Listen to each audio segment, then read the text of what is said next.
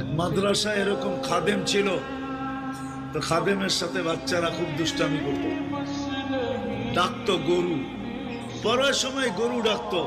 তো ও ছিল একটু সাদা সিধা, সহজ সরল, একটু হাবলা টাইপের, তো বেশি মাথায় নিত না। আবার দেখবেন হাবলা মানুষ চেতলে কিন্তু খবর আছে। তা একদিন বৃষ্টি হইতেছিল প্রচন্ড, এর দায়িত্ব ছিল ছেলেদেরকে খানা পরিবেশন করা।